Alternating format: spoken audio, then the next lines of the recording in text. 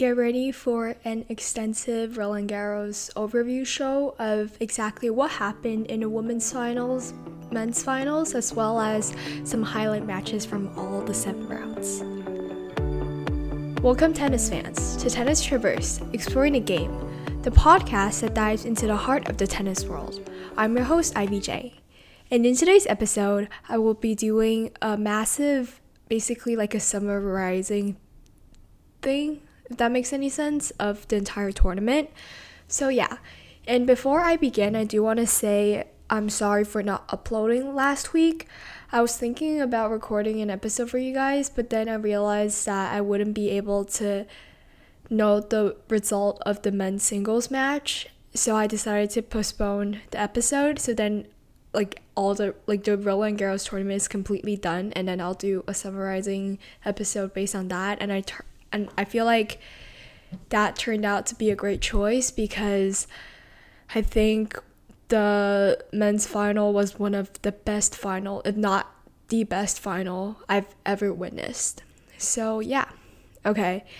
I guess we'll start off with the women's side, and I'm just gonna start off on in the first round, and then we'll go past first round, second round, third round, fourth round, quarterfinals, semifinals, and the final. So yeah, and I always think that the first 2 days of a Grand Slam is such an important and just a big deal to me because there's so many matches being played, and I just love the feeling of opening so many tabs, 5 or 6 matches at the same time, and having them stream all at once from my laptop. It's really overwhelming, but that's what I like about the first few days of a Grand Slam. However, I feel like this year's Roland Garros final this year's French Open, especially the first 2 rounds, isn't as sort of action-packed as I thought it was going to be. I think part of it is because of the draws. When I was analyzing the draws, I realized that there just wasn't as much great matchups or exciting matchups just because of the way that the draw worked out. Apart from that, I mean, I just always loved, don't get me wrong, it's still really busy, but because it's the first 2 days, they play more matches than the other 12 days. So there's a lot of matches going on, even though it felt less intense, if that makes any sense. There was less anticipation, but also because of the weather, but I still think that it was a really great day. So let's just get started. So the first match I want to talk about on the women's side is Jasmine Paolini beating Yue Yuen. So this was a really impressive comeback for Paolini because Paolini was obviously one of the favorites going into this French Open. I don't think a lot of people expected her to necessarily win this tournament, but I think a lot of people expected her to somewhat go maybe to the quarterfinals or just go deep in this tournament because she was a finalist last year and she did win Rome. And in this match, she was a breakdown from losing the final deciding set, and I just thought this was going to be an easy win for her, and her she always find a way to come back and just never let her guard down. And I think that's a really impressive just statement win from her, because sometimes I feel like a lot of people believe that last year was one of her best seasons yet because she got to 2 Grand Slam finals, and a lot of people questions if she could top that. And I think this year she already won an 1,000 title in Rome, which is in Italy, and she's from Italy obviously, so it's really a meaningful title for her. And I think to her to come back on and then just in Roland Garros and on the brink of losing and just exiting the tournament, her ability to come back from that is really impressive. So I do want to mention that. And then I also want to talk about Eva Lisa's win against Peyton Stearns. I mean, I thought this was a star matchup because I thought Lee's and Stearns, both of them, are just incredible players at fighting back, especially Stearns, who even after like vomiting, she always finds a way to come back and play at her best. But this was not really, I guess, a really great day from her. Like, I feel like she lost a lot of fight in her. It was just like a simple beatdown from Ivelisse, who I wouldn't say was in completely great form because she did lose in the second round, but it was just really surprising to see, and that's the reason why I want to point it out. And then another first round match I want to talk about is Naomi Osaka versus Paula Badosa. Paula won this match with a score of 1-7 in the tiebreak, and then 7-1. 1-7 in the tiebreak, and then 6-1, 6-4. So she won in 3 sets, and it was an okay match. I feel like it was a little bit scrappy. Like, both of these players peaked at different times, and some of the rallies were really good quality. I would suggest checking it out if you want just like a solid match. But there wasn't as much like fantastic shots. Like, it wasn't as sort of, obviously I can't compare this to the men's singles final, but it was, I think, one of the best first round matches we got. Yeah, okay. And then other first round matches, I mean, there really isn't that many.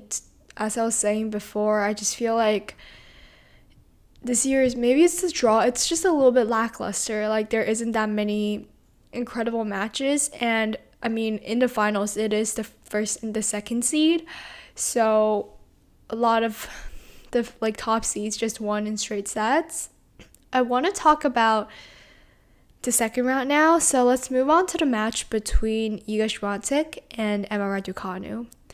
So this was a really like a beatdown from Iga. Iga won in 2 straight sets with the score of 6-1 and 6-2, and I just thought that Emma Raducanu, like, I think she has slightly a matchup problem against Swiatek. I feel like the scoreline is one-sided, and the match was obviously one-sided because of the scoreline. But if you're actually watching the highlights, I think there were a lot of close games, but in the end, Emma Raducanu just wasn't there. Like, obviously it's Iga on clay, so she's like a whole nother level above any other players. And I do think that Emma did better than what she did in how she did in Australia, because that was just like a simple beatdown, but this one was slightly better. Okay, now I also want to talk about the match between Ivelisse and Victoria Mboko. So I wouldn't necessarily say that this match was great. I just thought that Mboko, if you guys haven't heard of her, she's a really, really talented player from Canada, and she's such a great player. Like, her backhand is absolutely perfection. I mean, she's still young. I believe she's under 18. Yeah, she's under 8. Wait, actually, she's 18. Yeah, she's 18, but she's barely like 18, and she's been playing incredible tennis and just winning and beating some great players. And I think she beat Lulu Sun in the first round, Ivelisse in the second, but she lost to Zheng Qinwen in the third. But the scoreline was still pretty impressive because of how she played. I really do suggest you guys checking her out. I think she's an incredible player, especially her backhand. I'll leave a link for her match for you guys. Okay, other second round matches. I guess not really that much to talk about. So let's just move on to the third round. So for the third round, I do want to talk about Elena Rybakina's beatdown to Jelena Ostapenko. So this was just, I don't know, this was sad because I think a lot of people wanted Ostapenko to win because everyone, like literally everyone, wants the matchup between Ostapenko and Iga Swiatek at clay, because we want to see we want to see like which one is more dominant. It's the head-to-head record, or is Iga like, because Iga is so good on clay, we want to see which one is more dominant.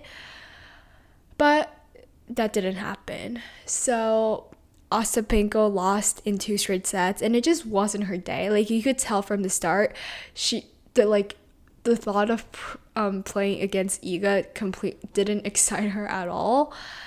But nonetheless, we did get a really high quality match in the 4th round, which I will be talking about. I also do want to talk about another 3rd round match, which is an All-American match, which is between Madison Keys and Sofia Kenin.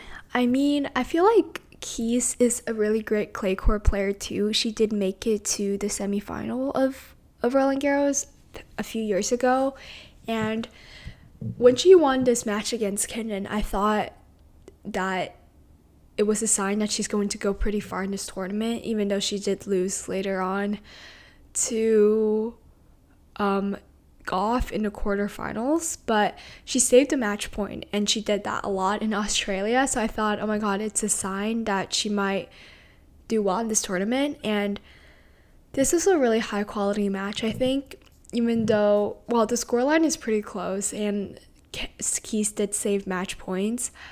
I really like this match. So if you guys want to watch that match, feel free to go in my show notes. I will be leaving a link for you guys to watch. Okay, so now for the 4th round. We're actually moving past these pretty quick. So for the 4th round, I really want to talk about the match between Rybakina and Świątek. So before this match, I thought that Świątek wasn't going to win the French Open. I just thought, just from her performance over the past year, especially because of how she performed in Rome and in Madrid, I thought there was no chance that she was going to win this title. And obviously, because of how she performed, I felt that this match was, like, Rybakina was still the favorite, even though she haven't been playing great. I thought, obviously, I wanted the match between her and Ostapenko, but that didn't happen. So I was kind of sad that match didn't happen. But regardless, we got Świątek versus Rybakina, and it was still a really exciting match. I thought that, like, Rybakina just came out playing, like, an incredible tennis player. Like, she actually played so good, and there really wasn't anything Iga could do. She was just completely dominated by Rybakina. But the way Iga was able to come back and win this match made me feel like, okay, she is a title contender, and I really do believe she is going to win Roland Garros. Obviously, in the end, she did lose to Sabalenka. However, I just felt that this match made me believe in her more, and especially, like, in her press conference, I feel like normally she's a little bit uptight and she cares a lot about how she's perceived, but I just really loved her mindset as we moved on in this tournament. I just thought that she was more relaxed and everything was just, I don't know, like, she didn't have as much expectations on her, and that maybe made her shine even a little bit more. Okay, and then I want to talk about the match between Svitolina and Paolini. That was an incredible match too. That was truly one of the best matches, I think, in Roland Garros. I really don't remember a lot from that match. I will leave a link for you guys. I'll leave a link for all of the matches that I really liked, so you guys can check it out. But I think it was really high quality from both of these players, especially the first 2 sets. The 3rd set, I think Paolini just completely faded away. But yeah, I thought that it was incredible. Okay, and then I want to talk about the 4th round. So for the 4th round, I really want to talk about the match. Wait, sorry. That was the 4th round. I'm sorry. Okay. I want to talk about the match between Boisson and Pegula. So, okay. Boisson is ranked outside the top World 300. She was the player that Harriet Dart called stinky, like, a few months ago. She was supposed to make a debut in French Open last year, but she tore her ACL, which forced her to withdraw, and it was like a really sad event that went on. She came out here and she went to the semifinals. So this was an incredible run from her, even though, okay, she beat Pagula in the 4th round, and we thought that's going to be it. Like, she's not going to beat Mira Andreeva, who is one of the best players this year, who has been just going on a roll and winning a lot of titles. Like, we thought it was going to be a beatdown from Andreeva, but that just didn't happen. Like, I think this is a pretty smooth transition to the quarterfinals, which I will talk about. So, Andreeva versus Boisson. Like, Boisson was just playing out of, she has a really weird sort of playing style. I don't really know how I describe her game. I think one of the shots I would just sort of like represents her whole game is she hits this just like weird loopy ball into the middle of the court, but it's not really deep, but it's not really like around the net, so it's like right in the middle of the court, as in like depth wise. Do you know what I mean? And then Andreeva have to come up, but she has to finish that shot. It has to go for a winner or something, because if Boisson gets that back, like, it's just a point for Boisson. And I think it's just that pressure that's constantly like putting on Andreeva and the French crowd, which is really nasty, especially when you're an 18-year-old. That like got to her, because I think just like always aiming for a winner is really not a good mindset when you're playing tennis at all. But this was just incredible. I'll leave a link for you guys too.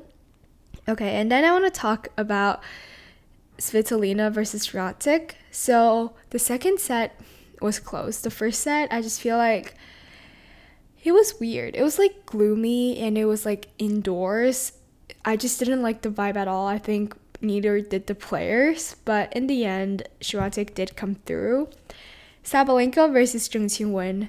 So this was a really exciting rematch because they did play in Rome, and Zheng Qinwen actually beat Sabalenka. And I talked about in my last episode how much of that match should we take away, because I think that match really boosted Zheng Qinwen's confidence against Sabalenka, because we always think that, I mean, Zheng Qinwen have a Sabalenka issue, like she always does, just because I think Sabalenka's power just completely dominate her. And I feel like Zheng Qinwen obviously got more confident after beating Sabalenka, but that wasn't Sabalenka at her best at all. Like, it was just sort of her trying to recover from her run in Madrid, and she was just there to finish a tennis match, not necessarily to win a tennis match. And I think that loss didn't affect Sabalenka's confidence against Zheng Qinwen at all, because Sabalenka came out there playing like how I expected her to play, and Zheng Qinwen just simply wasn't it just wasn't a close match.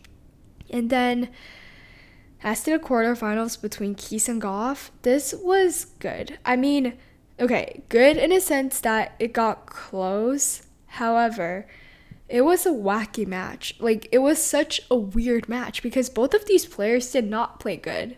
Like, there were some ridiculous errors, and when the match, like, when both of these players aren't playing good, and if Coco Gauff is one of them, we know that Coco Gauff is going to win that match, because Coco have this just incredible ability to just go at you, and even if you guys are both playing not good, she has the ability to just hold on and chase down every ball and just do everything she can to win this tennis match. And that's exactly what she did here. And yeah, I just thought after losing the first set she was going to fade away, but that didn't happen at all. She completely just bounced back and won. This was a really weird tennis match. I'll also leave a link for you guys. And then for the semifinals, we had Louis Besson versus Coco Gauff. And I thought that after the Andreeva one, I think a lot of people thought this way too. Like, the magic from Louis Boisson just completely faded. Obviously, I think a lot of people are going to pay more attention to her now. So I will, because yeah, that was incredible. And she also played in the doubles, but she lost in the first round again to Ann Lee and Lucia Bronzetti. But she's a player that I will be just looking at from now on, because she has a game. Like, I think her game won't necessarily get her to win Grand Slams, but I think she have a game to break into the top 50 in the world for sure. And then the other semifinals. So Arina Sabalenka versus Iga Swiatek. I think the semifinal, like the difference between Sabalenka and Iga was that Sabalenka actually wanted to play against Iga, whereas Iga feared to play against Sabalenka. I feel like Sabalenka, like she even said in her press conference that she's excited to play against Iga and she's excited for another challenge to get to win a title. Like, she's excited to play against the best player on clay, the player who has won 4 titles on clay. But Iga, however, I feel like also because of her form, she has no choice but to play against Sabalenka, who has been playing just out of her mind. And yeah, I think it got close. The first 2 sets were pretty close and it was pretty high quality, but the final set, Iga just completely faded away. And I don't think Sabalenka stepped up her level. I just thought that Iga had, like, maybe she ran out of steam, but it was just, yeah, it was just a completely beatdown. So yeah, okay. Now I will talk about the finals. So the final was between Arina Sabalenka and Coco Gauff, the number 1 and the number 2 seed. So I think this was also what I predicted in my draw, so I would say that I'm a pretty good predictor. And however, I feel like a lot of people, well, I predicted Gauff to win in 3, which did happen, but I think most people predicted Sabalenka to win. But I feel like, I don't know, it's just a matchup here, because Gauff is known for just fighting and digging in even if she's not having a good day, and even if her opponent is having a good day, she's still going to go out there and fight towards the end. And if her opponent is not having a good day and she's not having a good day either, she's going to win. And at a Grand Slam stage, where it's the final, I think Sabalenka just really wanted that title. And I think too much desire led to just not so great tennis. Like, she had some ridiculous misses as well. And when both of these players are not playing great, as I said before, Coco Gauff is going to win. And that's exactly what happened. And after the match, though, I just felt that Sabalenka didn't give Coco Gauff enough credit. So this is the first thing I want to talk about, because Sabalenka was saying how Iga would have won this match and how it's like Coco Gauff hit the frame of every ball and it just somehow landed in.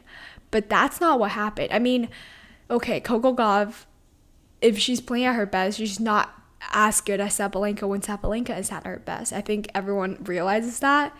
But I think she should also give credit to Coco Gauff, because this sort of thing happened similarly at US Open like 2 years ago, how Coco Gauff also managed to come back and win that final. Sort of a similar thing with this.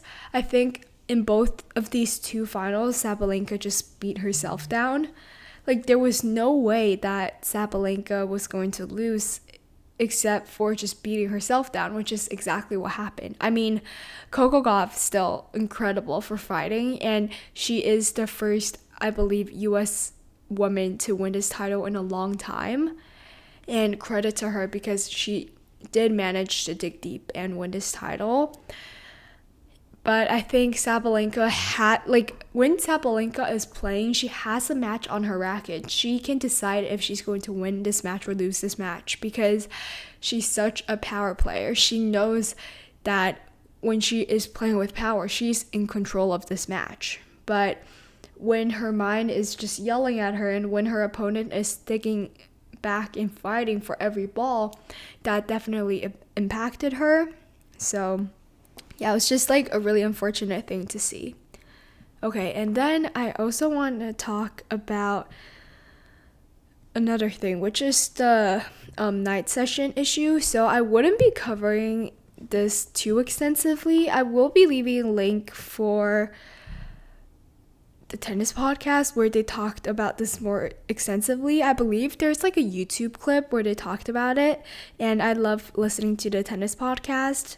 I will leave a link to the podcast as well because they really get in depth and they get firsthand access because they actually get to be at the Grand Slams.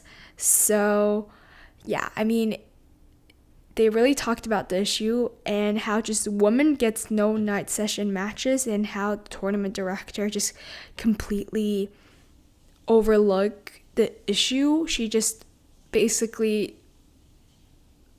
undermines women and believe that the men's matches are more entertaining, which is essentially what she is saying. And it's really disrespectful, and a lot of the female players who are ranked high are not saying anything.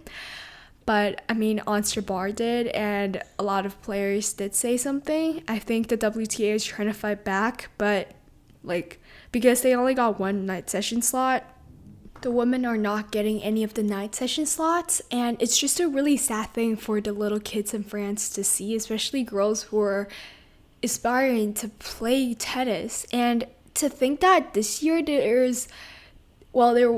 was a French woman who literally made it to the semifinals where there was no men in the semifinals at all, like French men, and they still decided to put that match over a French woman match is just absurd to me. I mean, like, yeah, not cool at all. So, I mean, I'm not going to make any difference. I've obviously, like, you guys who are hearing it, if you guys don't know the issue, you guys are going to be more informed, and hopefully you guys can just talk more about it to anyone, but like anyone who's willing to hear. But I mean, yeah, I don't think I summarized the issue well. I will leave a link for the tennis podcast so you guys can go into it more detailed if you guys are interested. So that concludes the women's section. I'll rest for a little bit and we'll come back and talk about the men's. Okay, for the men's side, I mean, I kind of don't want to do the same thing on the men's side because I want to focus more on the final, which is the star of the show. So I guess I will just start with the fourth round, talking about some matches in the fourth round, and I'll move on like that. So we have Lorenzo Musetti versus Holger Rune. So this was, I mean, a lot of people expected Holger to win just because of how his form coming in, but Musetti had like fantastic form too. But I think it's just because Holger have a 2-0 head-to-head against Musetti on clay. But I just feel like Musetti overall is a better clay court player because, yeah, his game is just more suitable on clay and he has so much talent.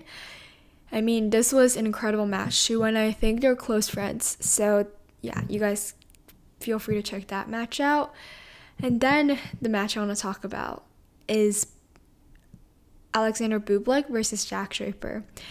This was one of the star matches of this entire tournament. I think Jack Draper is obviously one of the top contenders of this title coming in, and on like Alexander Bublik, nobody expected him to go far.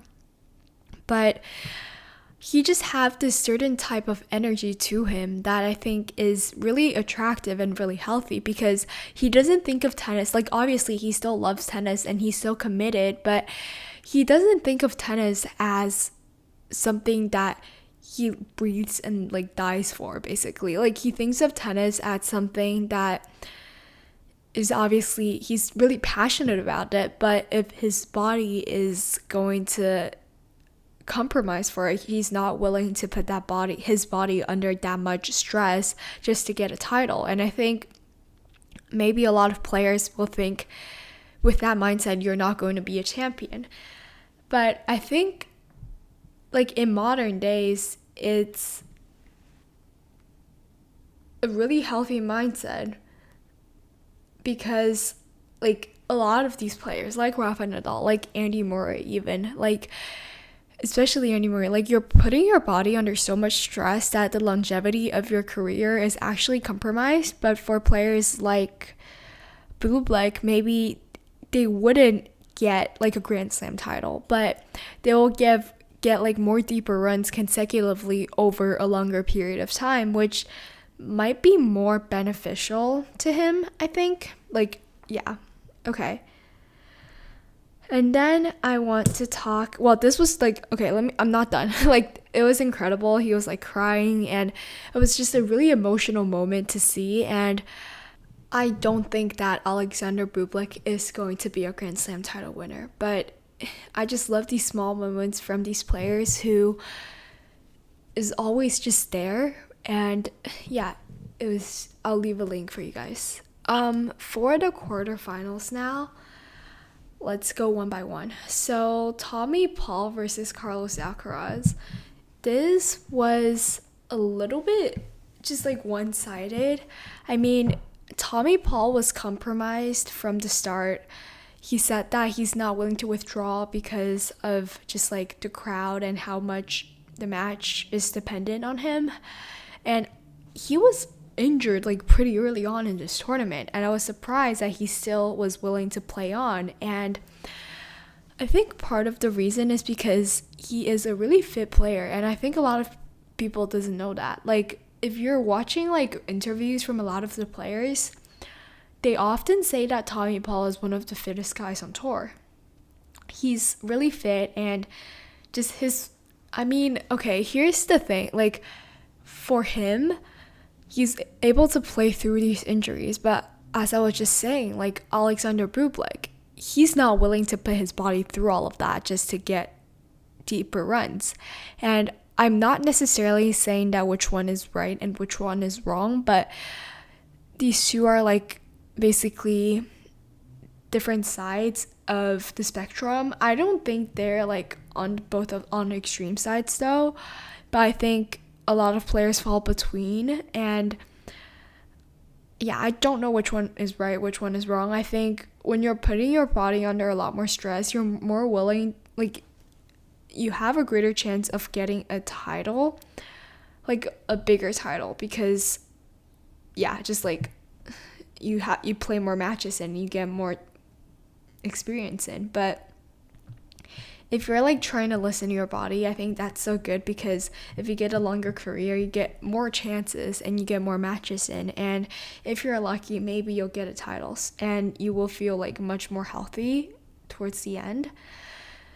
So yeah, I mean, that was just something I wanted to point out, because I truly don't know which one is the right solution.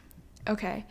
And then I want to talk about the match between Lorenzo Musetti and Frances Tiafoe. So I think Frances Tiafoe's run to the quarterfinals was also pretty unexpected. The one thing I really do want to point out though is his fit was fire. Like, his fit sponsored by Lululemon. Like, a lot of the fits this year have just been underwhelming, especially the fit that Carlos and Sinner worn for Nike. Yeah, not good. Like, Nike's fit has just been on a decline. Yannick's is too. Everything just sucks. But Tiafoe's fit was low-key really fire, and his run is pretty, I think, convincing too. He beat Roman Safiullin in the first round, Pablo Carreno Busta in the second, and then he beat his fellow countryman Sebastian Korda in the third round. Fourth round, he beat Daniel Altmaier, and in the quarterfinals, he lost to Musetti, but it was still a pretty tight match because he did manage to win that one set. But at the same time, we gotta appreciate Musetti's ability to close this match out, because it was getting really tight in the third set, where I thought if Tiafoe would have won that third set, it would have been an easy match for Musetti. Well, it would have been like a 5-set match, and Tiafoe might have a chance, but Musetti managed to close it out, which was pretty impressive. Okay. Now I want to talk about the other two quarterfinal matches. So Djokovic versus Zverev. I mean, I think a lot of people underestimate Djokovic's ability to play on clay. I mean, Zverev is a great clay court player too, but just because Djokovic's time on clay overlapped a lot with Rafael Nadal's time on clay, we really don't sort of grasp Djokovic's dominance on clay, but he is a really good clay court player. I think he's one of those players that is really good on any surfaces. I mean, obviously he's Novak Djokovic, but yeah, he's just been playing great. And Zverev is a clay court player too. He's a really good clay court player, but Djokovic has just been playing great. And I mean, if you really compare it to how he was at the start, where a lot of people didn't even know if he was going to play at French Open or not, and just nobody thought he was going to be competitive, to him literally going to the semifinals and delivering a heck of a match against Sinner, I definitely think he came a long way. And then the other quarterfinal, Sinner versus Bublik. I mean, Bublik was really funny after this. He did say that I tried. I mean, yeah, not that much to say, honestly. Sinner is just a whole nother level compared to these players. Yeah, there's no way that Sinner have had any, Bublik had any chances against him. And nevertheless, he did force a close set, a 5-7 set against Sinner. Okay, and then the semifinals. So we had Jannik Sinner versus Novak Djokovic and Lorenzo Musetti versus Carlos Alcaraz. So the Lorenzo Musetti versus Alcaraz match was really a shame because Musetti was injured and he couldn't continue. But the first two sets of this match was really, really good. I mean, I think Musetti and Carlos are both known for their ability to just hit outstanding shots. They're both artists. They're not okay, so if you compare, let's say, Carlos Alcaraz to Jannik Sinner, I would say that Carlos Alcaraz focuses more on the finesse of the point and just using more of drop shots and just the intrinsic I don't know, it's sort of artist, he's painting while playing tennis, if that makes any sense, and he's focusing more on the details, whereas Jannik Sinner, his tennis is just beautiful brushstrokes of ball striking, if that makes any sense. And yeah, I just feel it was a really entertaining match because Carlos and Musetti are both painters, but it was just really sad that Musetti couldn't continue. Jannik Sinner versus Novak Djokovic. I think this match was one of those matches where you really root for Djokovic just because he's a player who's attempting to reach new heights in tennis. He beat Zverev in the last round. He's attempting to beat Sinner, and if he beats Sinner, he's going to play against Carlos Alcaraz in a final. That's a completely insane lineup. And because of his age and just because of how much he spent his life on tennis and just how much people have grown with him, everyone loves him. And it was just, I don't know, a really sad sight to see when he lost. And I really do think, even if you're not the biggest Novak Djokovic fan, which I know a lot of people are not, if you are a true tennis fan, you were cheering for Novak Djokovic in this match. I think Djokovic really doesn't have the best moments with the French crowds because of how dominant he is here. When Nadal's not here, obviously, but when Djokovic have these intense moments with the crowd, I feel it really brought their bond closer because this match, everyone in the French crowd was cheering for Djokovic, and yeah, it was just incredible to see.